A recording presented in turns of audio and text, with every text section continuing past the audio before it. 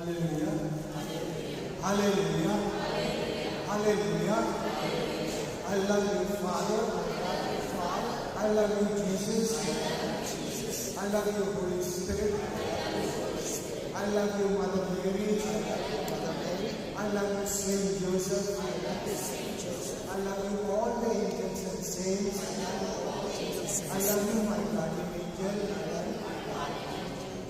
And with love in our hearts, let's look at one another. Love in our hearts. No negative feelings. Say, I love you. I love you, brothers and sisters. Last week, we learned something about Holy Spirit. The third person in the Holy Trinity. Through God. Something, just a bit we learned.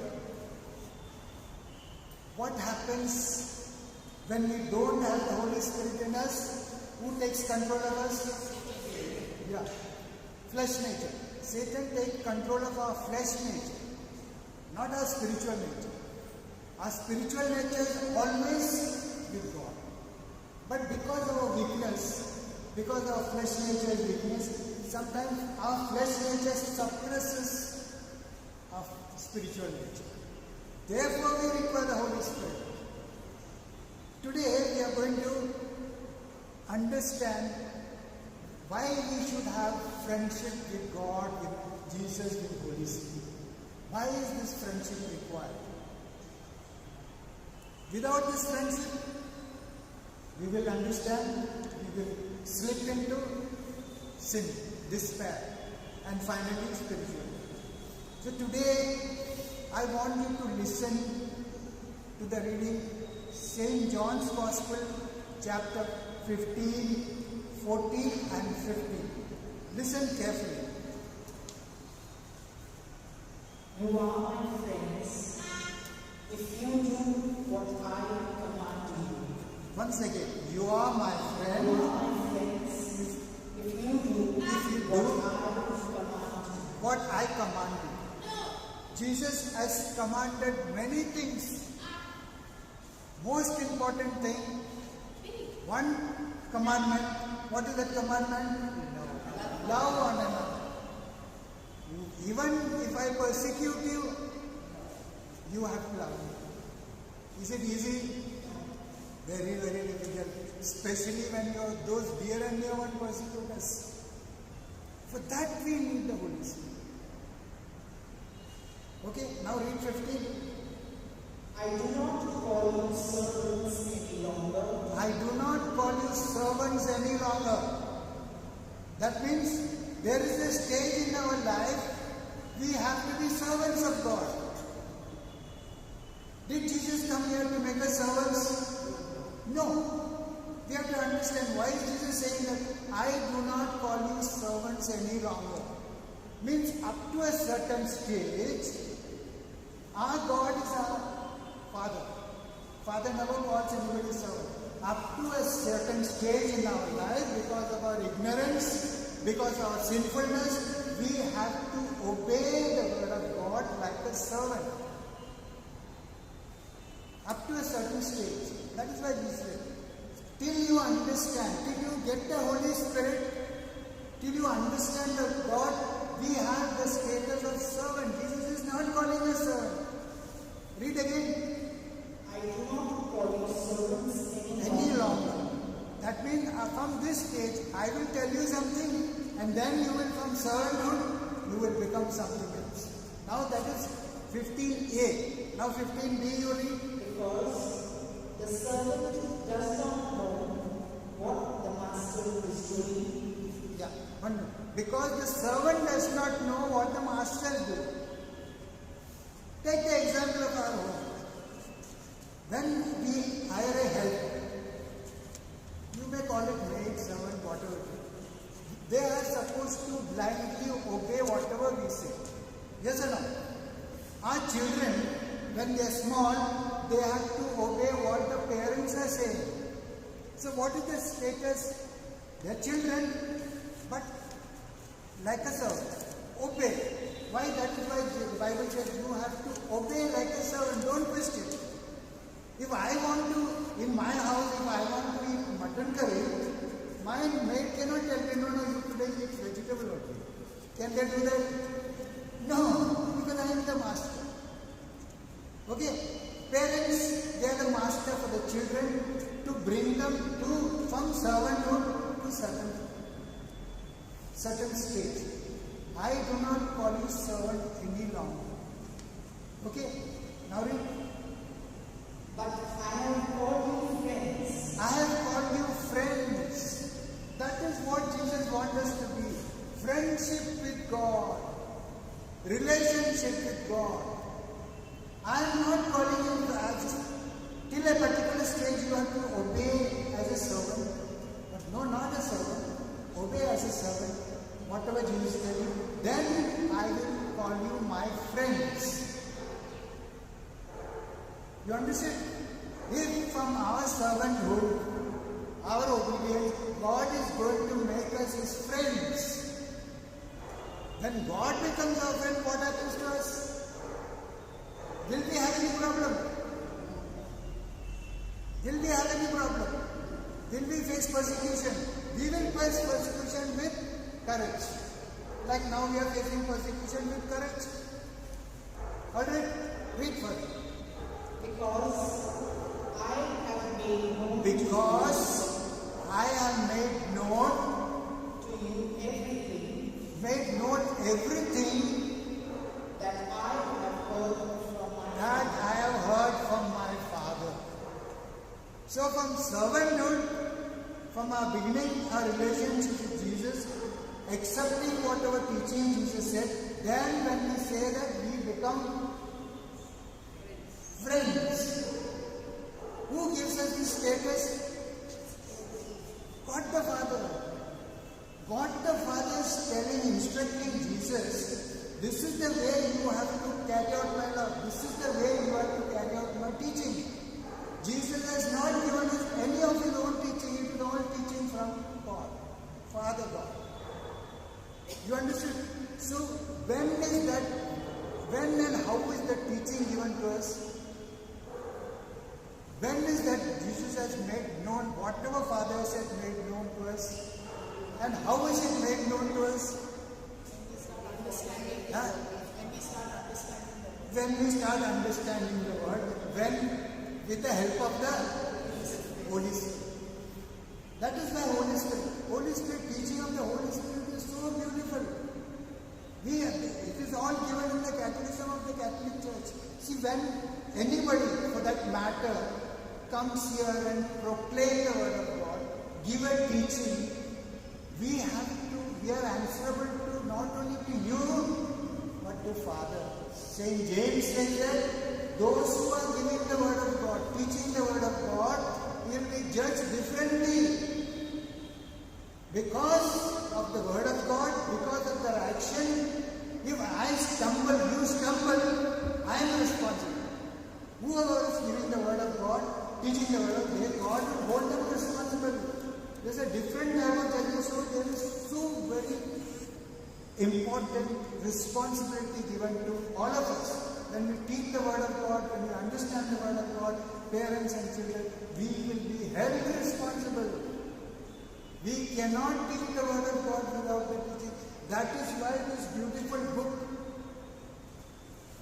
Catechism of the Catholic Church, Magisterium, nobody can teach and act against this. What's happening today? It's forgotten.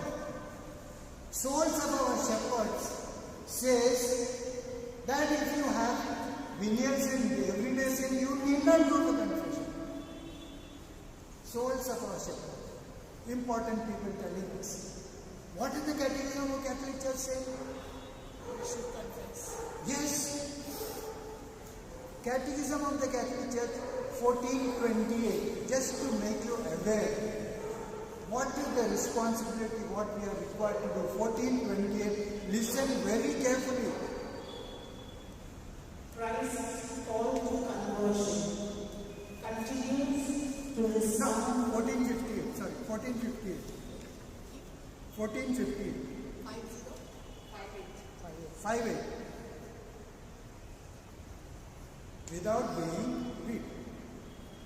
Without being strictly necessary, confession of everyday faults, that is the venial sin. Venial sin. See, listen carefully. Without being strictly necessary, confession of everyday fault. Confession in bracket it will get venial sins.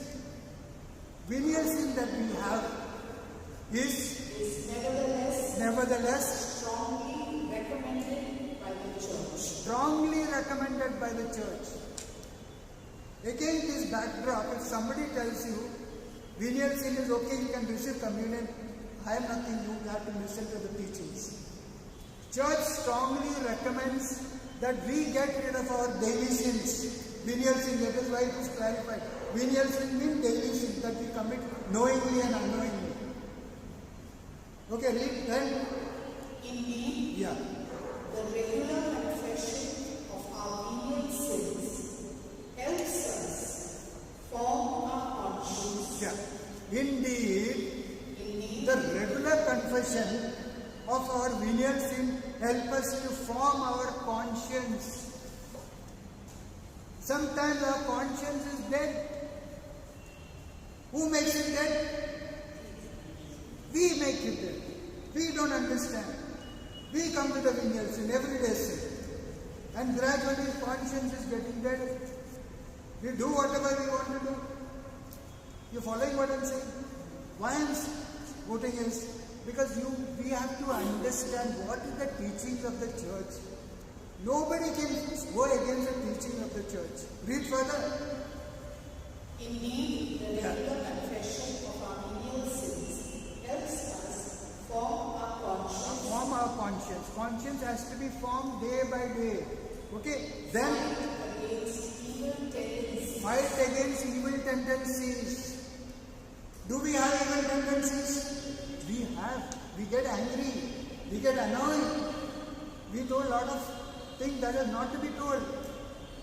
When we take away then only our conscience and we allow us to fight against the tendencies of evil. Then further, let ourselves be healed by Christ and progress in the life of the Spirit. Yeah, read again one more. Let ourselves be healed by Christ and progress in the life of the Holy Spirit. Why we are giving that importance to Christ? Healed by Christ, we are hurt emotionally, physically, we are hurt every day. Our parents, our children, our relationship, our friends, sometimes even our spiritual directors hurts us because there is evil, venial sin in them. They hurt us. Can we fight back against? No. Ephesians chapter 5:12 says, our fight is not against flesh and blood, not against any humans, but evil spirit that is in the human. The flesh nature is against us. In the heavenly places, where are the heavenly places? In our heart. Our heart is supposed to be the resident home of the Holy Spirit. There is problem, there is venial sin. And we are not confessing, not getting ready to give up the sin. Read further. By receiving more frequently through this sacrament of reconciliation. Jesus came to reconcile us with His Father. That is the book. Bible is the book of reconciliation. Read further. Through this sacrament, the gift of the Father's mercy. Father's mercy. What is Father's mercy? When we were dead in our sin, when we could not fight against the sin, because last week we said, when we sin, who controls our sinful flesh nature? Satan. Satan takes control of the flesh nature. Maybe venial sin, definitely mortal sin. And venial sin, as long as they will lead us to mortal sin. So again, to fight against the sin, we need the Holy Spirit. We need the Holy Spirit. Read further. we are spurred Yeah. to be merciful Yeah. as He is merciful. We are spurred to be merciful as He is merciful. Who's merciful? Father God. Merciful. In spite of any number of sin, He is merciful. But we are not merciful to ourselves. Are we merciful to ourselves? I'm not talking about the other relation. Ourselves. Because the Word of God says, when you commit a sin, we become our biggest enemy. Do we understand that? Do we want to get rid of that sin? We become our biggest enemy. Our flesh nature becomes our biggest enemy, not our flesh and blood of others. We. Now read further. Whoever confesses sin is already working with God. Already working with God. Already working. If there is no confession, there is sin. With whom are we working? I don't know. I don't know. Word of God says, when we confess, when we get rid of the sin, we are working with God. Do you want to work with God? Do I want to work with God? Yes. I want to work with God. I want that. For that I need my Holy Spirit. Read further. God indicts your sins. Read. God indicts your sins. Yeah. If you also indict them. God will indict our sin. Indict means accepting the sin. If I don't accept my sin, God cannot accept our sin. The taxpayer's prayer. What was his prayer when he came to the synagogue? I am a sinner. He didn't even had no courage to look at the God. He said, Lord, I am a sinner. And he went on, the scripture said he went on justified. Not like the Pharisee who came and said, I am doing this, I am doing that, I am not like this. No. Indict, accept our sin. Then God will start to act. Read further. God indicts your sin. If you indict them, you are joined with God. Read that one again. Whoever confesses sin Confesses his sins is already working with God. You understood? If you don't confess, if there is sin in us, with whom are we working? We are definitely not working with God. We are working with somebody else. I am not saying you are working with Satan or working with the worldly values. No. It's for you and I to decide. Nobody knows what sin I have got. Nobody knows what sin my wife got. But we are all sinners. Romans 3:23. Romans 3:23. Read. Stop this for a minute and read Romans 3:23. Wages of sin of death. Yeah, read. Wages of sin. Since Romans 3:23. Since all have sinned and fall short of the glory of God. All have sinned and fallen short glory of God. Read that one more time. All have sinned. All have sinned and fall short of the glory of God. Fall short of glory of God. All have sinned. When we sin, we fall short of glory. Glory of God. What is the glory of God? What is the glory of God? When do we fall short of glory of God? When man is fully alive, he is the glory of God. Fully alive with God. What is the meaning of fully alive? If starting from a housewife or a lowly person, whatever work we do is asked to do, called to do like a servant, we do it sincerely and without grumbling, we are giving glory to God. We are giving glory by liturgy, by praying, by praise and worship. But more importantly, when whatever vocation we are called to, when we do it willingly and happily for the God, we are giving glory to God. For an example, Sachin Tendulkar, the greatest batsman, when is his glory proclaimed? When he completely plays centuries, when he scores centuries, it's glory to God. You are seeing the sports people, most of them when they complete a landmark, century, or score a ball, what do? They look up to God. The glory of God. So you and I, maybe housewife, maybe working in the office, maybe working somewhere else, maybe you are doing a business, maybe a lowly maid, when they do that work sincerely and truthfully, we are giving glory. So what does Romans 3:23 say? All have sinned and fallen short of glory. So when there is sin in us, we cannot do work properly, not please God. We can do it for the sake of doing it. We come here to pray meeting, we give glory to God. We left everything and we have come here. Who has brought us here? God. God has brought us here to give glory to God. We need not worry about others, what they say. We come and pray faithfully to God.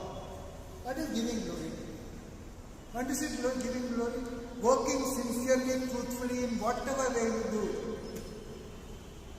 You may not be a big boss or you may be the lowest person in the organization. Do it truthfully, sincerely, you are giving glory. God is just. God is impartial. Do whatever you do truthfully. For that we need the Holy Spirit. Now let's go back to our teaching.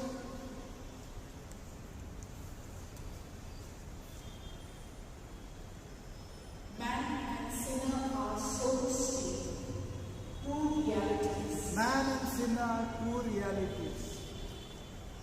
Man and sinner means man in me and sinner in me are two realities. It's a truth. God created me without sin, and I committed sin, I made a sin myself. We can't blame anybody else. We have to blame ourselves. Why we have to blame ourselves? Because we don't know what is the teaching so beautiful. Taken away our sin, we don't have to pay anything. He has done everything for us. Read further. When you hear man, Yeah. this is what God has made. Yeah, read again one more. Let them understand. Let us understand. Man and sinner are so to speak two realities. You understood? Man and sinner, sin in us and Holy Spirit in us are two realities. Okay, man without sin and man without sin is there in all of us. Okay, now When you hear man, this is what God has made. God has made us without sin. God has made us without sin.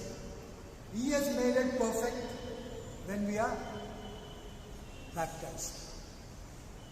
The best gift given to few of us, taking away the power of the evil, the tendency of evil to control our evil, is given to God's children for us. Privilege, we are blessed.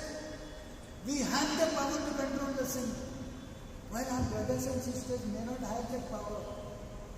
We are called to be God's children. Read further. When you hear sinner, this is what man himself has made. Yeah. Man himself has made himself sinner. God did not make us sinner. We made ourselves because of our faulty understanding, our wrong teaching, our children.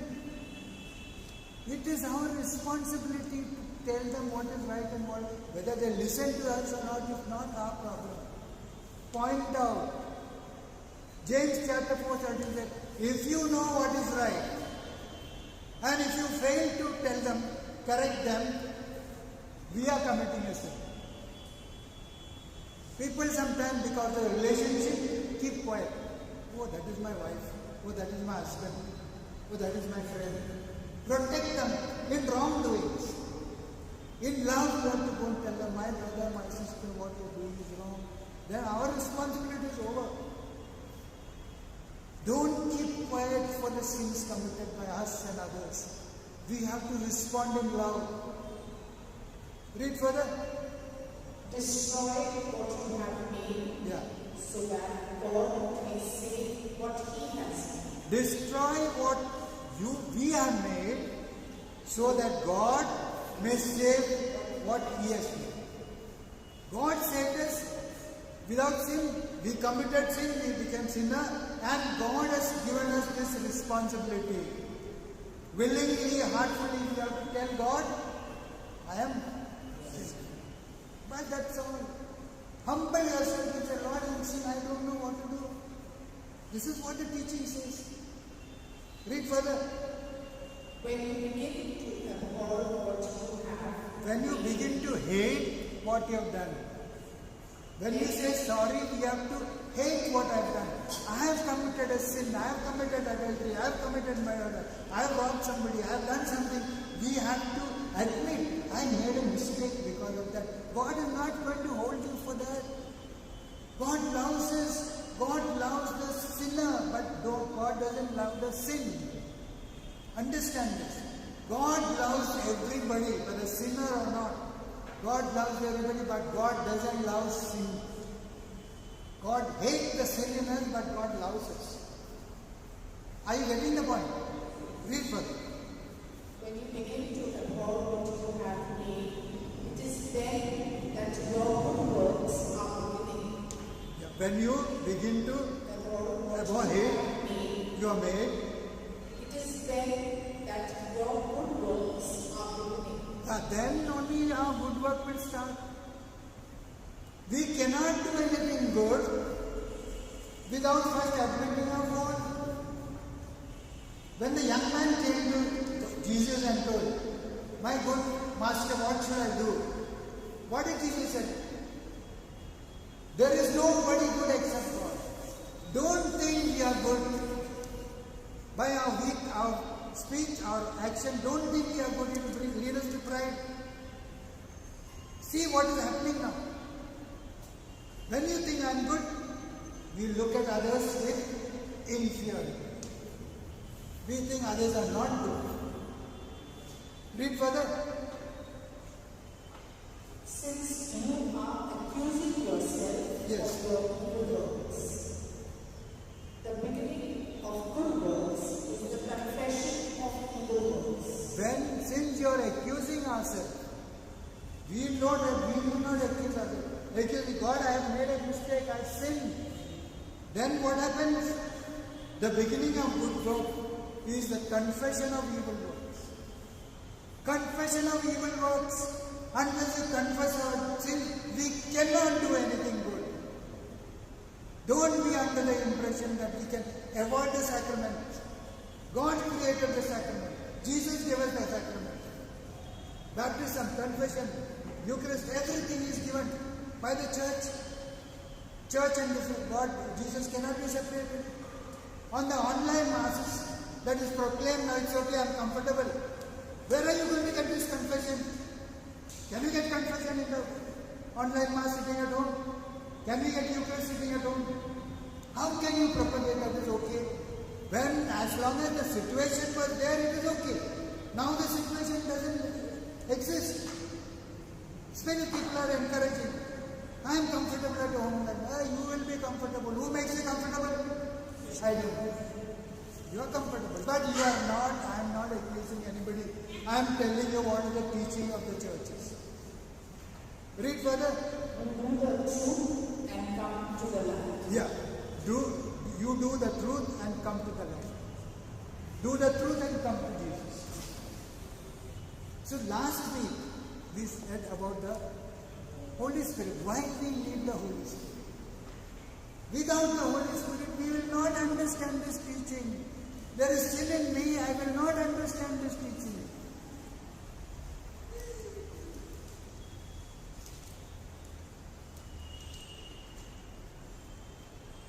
1 Corinthians 6:17. 1 Corinthians 6:17. Our spiritual nature, our spirit, joined with the spirit of the Holy Spirit. We are called to surrender our spiritual nature and join together with the Holy Spirit. When can we do that effectively? When can we join the Holy Spirit? With venial sin in the heart? No. Go at the earliest occasion. Go for the confession and see our life will change. We will know what is right and what is wrong. We will not be fooled by the world. Go for confession. Reconcile with God. Reconcile with God. Romans chapter 8 verse 3. Or you read from Romans chapter 8 1 onwards. Romans chapter 8 1 onwards. I am giving you only one teaching. I have brought 3 teachings, but I don't have time. One teaching only I am giving. So Romans chapter 8. With that I will conclude. Chapter 8. What is the title given there, please? Life in the Spirit. Life in the Holy Spirit. No Holy Spirit, no life. I am talking spiritual. No Holy Spirit, no spiritual. We will have worldly life.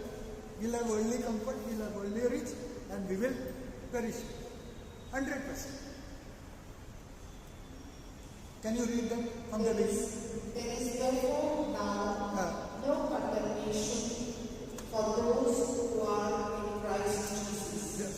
There is therefore no condemnation for those who are in Christ Jesus.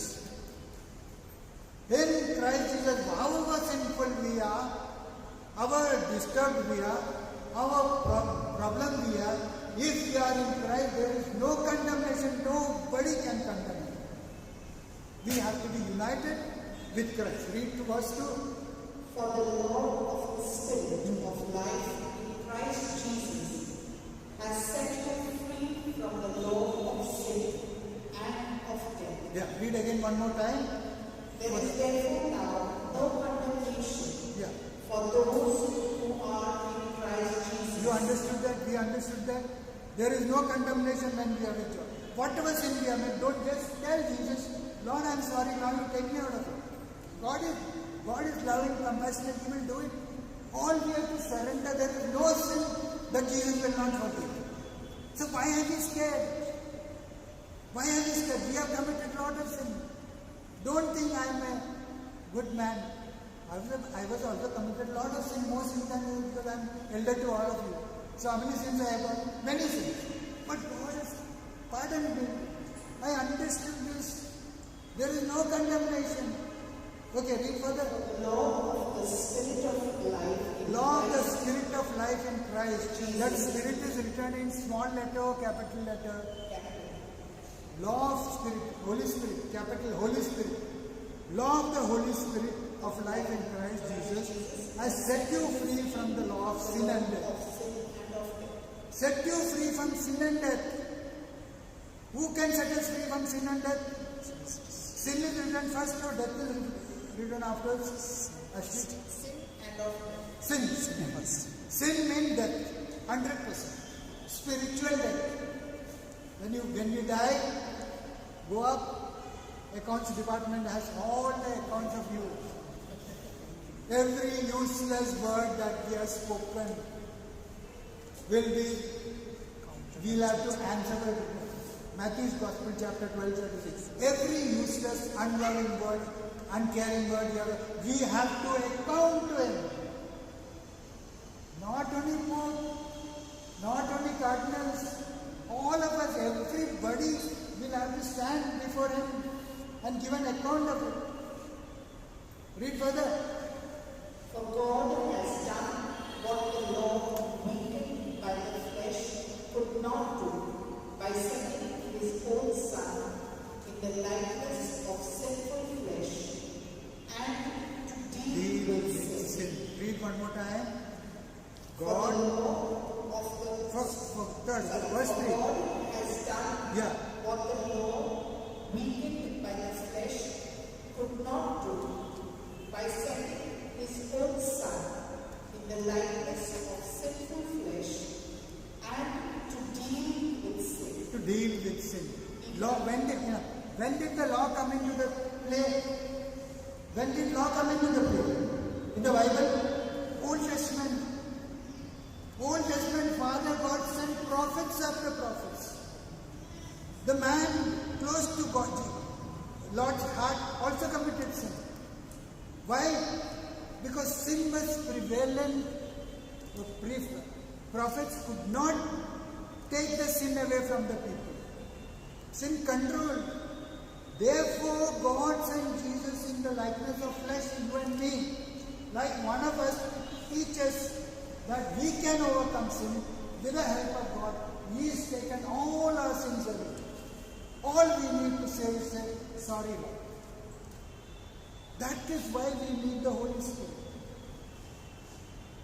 Listed it. Maybe, God willing, next time we'll continue from here. But I want you to pray for all of us. All of us here must pray for one another. Give us the grace and humility to accept our sin. Don't condemn anybody. Mother, father, children, neighbor, or anybody. Don't condemn. It is not for us. It is for God to know. God sees our heart.